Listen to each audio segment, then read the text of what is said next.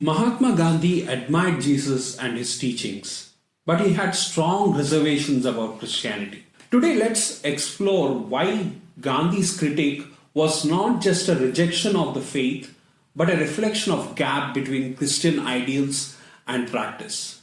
Gandhi once said, "Jesus to me is a great world teacher among others." He admired the Sermon on the Mount, calling it a guide for living a life rooted in nonviolence and compassion. For Gandhi, Jesus' message of humility, love for enemies, and resistance to evil through peace deeply resonated with his philosophy of satyagraha. Yet Gandhi also said, "I like your Christ. I do not like your Christians. Your Christians are so unlike your Christ." His disappointment stemmed from the actions of Western Christians during colonial rule. Gandhi saw these nations who claimed to follow Christ oppressing and exploiting his people. He called this a first-class human tragedy. British Christians of that time had a very favorable view of colonization. They had an ABC song for baby patriots that read, "Seas for colonies, rightly we boast, that of all great nations, Great Britain has most." Gandhi viewed Christianity as failing to address the personal issues of his time, colonial oppression, and the denial of freedom to millions. He believed that if Christians truly followed Jesus' teachings, they would have stood against the injustices of empire and supported the liberation of the oppressed.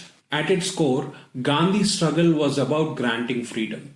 Freedom from British rule and freedom from economic exploitation. While Christianity preaches liberation in a spiritual sense, its practical application in colonial India often supported the status quo. Western Christianity, as Gandhi saw it, aligned itself with power rather than the powerless. Gandhi once remarked, "If it weren't for Christians, I would be a Christian." This was not a rejection of Christ, but a lament that Christians, especially those in positions of power, failed to embody the radical love and justice Jesus taught. Gandhi's words are not an attack on Christ, but a challenge to Christians. He understood Jesus' message as revolutionary, one that calls for lifting of the downtrodden and breaking of chains. Gandhi's philosophy was deeply inspired by this vision, but he felt Christians were not living it out in his context. For Gandhi, fighting for independence and granting freedom to the oppressed was a moral and spiritual calling. He likely expected Christianity to align with this mission. When it did not, his disillusionment was understandable. Gandhi's critique of Christians pushes us to reflect. Are we living out the message of Jesus in a way that grants freedom to the oppressed and uplifts the marginalized? Gandhi saw Jesus as a great teacher but struggled with Christianity's failure to address the urgent needs of his time. What do you think?